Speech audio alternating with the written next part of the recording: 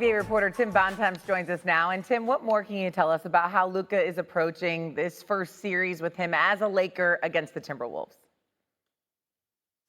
Well, yeah, this is going to be a fascinating matchup, as Malika laid out in that interview with Luka, not only between the Wolves and the Lakers, but specifically between Luka Doncic and Rudy Gobert, because it really gets to the heart of what maybe the most competitive series in this first round is going to be about. The size of the Timberwolves versus the perimeter ability of the Lakers. We've talked ever since the trade for Luka Doncic that the Lakers don't have a ton of typical size inside. They've got Jackson Hayes, who will probably get some nominal minutes as a starter, but for most of the game, they're going to play really small with Dorian Finney-Smith, who's really a 6'7" small forward, playing at center. And not only do the Wolves have Rudy Gobert, they've got Naz Reid, last year's Sixth Man of the Year. They've got Julius Randle, who's a load down low. They are big across the board. They're going to be able to attack the glass. They're going to be able to protect the paint in a way that a lot of Lakers opponents aren't. And the challenge for both teams is going to be to try to get the other to conform to what they want to do. So if the Wolves can dominate that matchup inside, or if the Lakers can force Minnesota to go smaller, that could be the thing that could decide, as I said, would very well maybe the closest series to pick in this entire first round of the playoffs. I just keep going back to the way Luka does. I think the answer is Luka. Luka is the scarier. Luka is the scarier matchup, but let's crystallize why that is. Because he just finished destroying them last year. Every time he goes up against Minnesota, he puts it on them. And so, you know, psychologically, if I kick your ass constantly, you know what, and then I got to look forward to facing you in the postseason, well, that's a very daunting task that I have no choice but to embrace. I can't run from it because it's an obligation. I'm trying to win a playoff series. That's the problem that the Minnesota Timberwolves have, that Luka keeps giving it to them. But I'm going to tell you this. You better be scared of Anthony Edwards. The Ant-Man is coming. And I'm not talking, I believe that after seeing him in the playoffs last year, the way he went at Phoenix, the way he went at Denver, when he wasn't fatigued, okay? I think this brother is so special. And the fact that you have a whole bunch of people out there, myself included, who believe that the Los Angeles Lakers are going to win this series. The fact that you have Luka and LeBron coming your way, and there's two stars, mega stars, playing for the Los Angeles Lakers, okay? This is an opportunity. There has never been a greater opportunity. Not even last year's postseason run wasn't a greater opportunity for Ant-Man to cement his star status than the opportunity that's presenting itself right now with LeBron James and Luka Doncic right across from him. He knows it. His personality tells you he knows it. That brother is coming. I believe in him. I don't believe they'll win this series, but I believe it's going to be a long one because I believe Anthony Edwards is going to go berserk. J.J. Redick and his coaching staff will have something for him in moments because they're just too good not to. But this brother's special, and he's going to show us why. Yeah, I'm with Stephen A., and I'll take it a step further. I do think he's the scariest matchup because of all the things you just said. I mean, I remember last time I was on the show, Marcus Morris was here, and he used the words Jordan-esque at times for Kyrie, and me and Stephen A. almost, our jaws hit the floor. Kawhi. Yeah. About Kawhi Leonard. And Stephen A. and I, our jaws hit the floor. You talk about Jordan-esque, it is this guy. And I can't help but think exactly what Stephen A. just said. These lights, the eyeballs on Ant Edwards right now are by far the biggest they've ever been. I'm thinking Michael Jordan, and this is a more developed probably than Jordan even was in 86. You think about Jordan dropping 63 on the Celtics in 86. He wasn't ready yet to take the big step, but he was ready to show the world he was the best player in basketball. We've seen Ja Morant struggles. Ant Edwards has such an opportunity to be the face of this league. I think he knows that. I think he likes the position he's in, and I think he has nothing to lose. I think he is an absolute danger and a menace in this series. I think it's fair to point out that the Wolves did win 9 of their last 11 games. They're coming into this on a hot streak, but I think the opportunity is for Luka. I mean, he is going to face a team that he is very, very comfortable in facing. He knows the way they defend him. He knows he's going to get into good spots. He gets to play the first 2 games at home where the Lakers are great. I mean, I get what you're saying. I'm not undercutting what you're saying about Ant's opportunity, but I think if Luka could have picked a team to go against in this first round, he might have picked this team where he can get these switches where he can go up against a Rudy Gobert or other bigs. You and I both know that Rudy Gobert ain't going to see but so much time in this series. They can't have Rudy Gobert on the floor. I mean, the minute Luka shows up in a cab or an Uber or gets off a flight, Rudy Gobert's in panic mode. You can't have. We will not see Rudy Gobert too much in this series. But let me tell you where it's going to be interesting. We're going to see a lot from J.J. Redick and his coaching staff in this series as well, because the J.J. Redick that I know, the 27.6 points per game, fourth in the NBA for an Anthony Edwards. This is the J.J. Redick I know. This is the kind of stuff that he's going to pay attention to. 323 pointers made.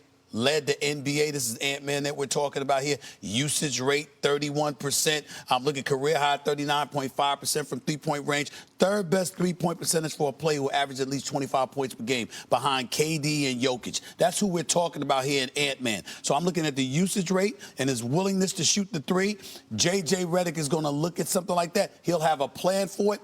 I just think Anthony Edwards is so damn special that somehow, some way, he is going to be determined not to let his star dim in the presence of LeBron and Luka. And that is what I think the plan is going to be special. to get the ball out of his hands by swarming him. Sure. That's what they're going to do. Sure. And, they've tried it before, and sometimes it's worked, but this is the postseason. And we remember what we saw from Ant-Man last year. We remember what we saw from him. You understand? And I think we're going to see it on an elevated level this go round. We'll see. All right. We all have a plan to get punched in the face. Hey, Stephen A., I heard you had a list on NBA Countdown. I missed it, so let's... Attack, there are different ball handlers. They've showed that they've built some depth. They are not great on the perimeter defense, and they do not have a basket defender. J.J. Redick has been taken out Jackson Hayes 5-6 minutes into the game. He can't wait to get Dorian Finney-Smith into that lineup because of how much it helps them offensively. But he is not a basket defender. This is Ant Edwards' time to shine. And they're going to need it. Last year when he played in the conference finals, they went through that grinder against the Nuggets in the second round. He was exhausted. I covered that series. He didn't have anything. Luka averaged 33 points a game in that series. Ant didn't even score 30 once. In that series against the Nuggets, he had 2 40-point games. He was a huge, impactful player. He didn't have a great Game 7, but was hugely impactful. He just didn't have any gas left in the tank. That's not going to be the case here. He's going to be rested, and there are obviously going to be role players that play a factor here, but for the Wolves to pull this off, especially having to come out here to L.A., where the Lakers are one of the best home teams in the league, Ant Edwards needs to be awesome. He needs multiple 40-point games.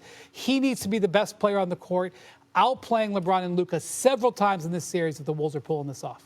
Yeah, I'm going to give you that, though, Wendy, because I think Minnesota will be competitive. He is going to play well in this series. He'll be motivated by LeBron and Luka. He's going to score his 35 a game in this series. I'm assuming that. I'm going to assume that. I think for the Timberwolves to win, Randall's got to show up. He has not been a good postseason player. He was awful with the Hawks 3 years ago. Now, last year he was hurt. We give him a little break. He was not good against Miami when they lost in 6 2 years ago. This trade, let's face it, the Knicks have won a trade here with Karl Anthony Towns. They need Randall here to have a chance to win.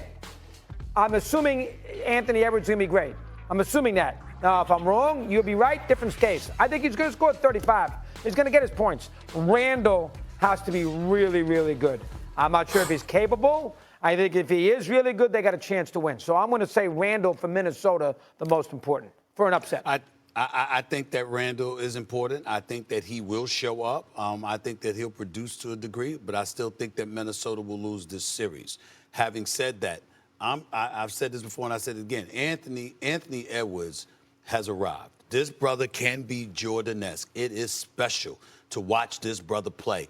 And outside of his actual game, what you love is his moxie, the fact that he embraces the challenge. He goes after it. When the lights get bright, he doesn't shrink. He wants it. He wants the smoke.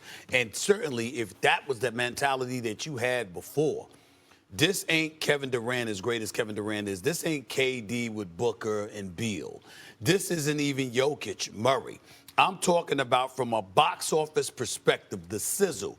It doesn't get much better than Luka and LeBron on the same damn team.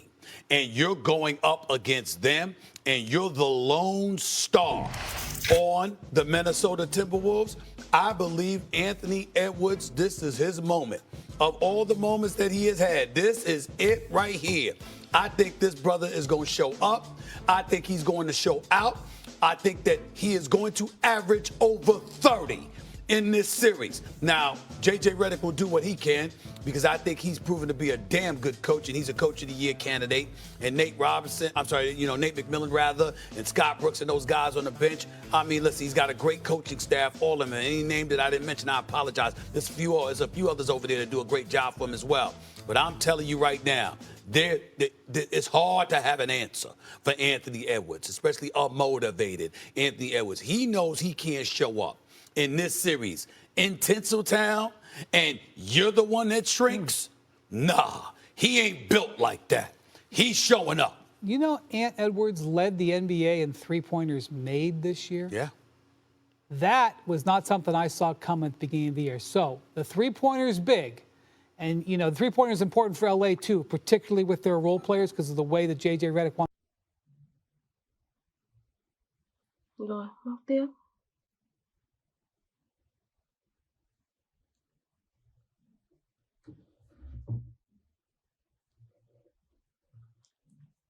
Cứ lần lượt như này là được.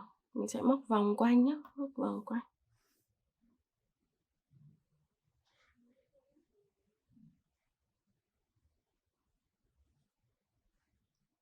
Tiếp tục này.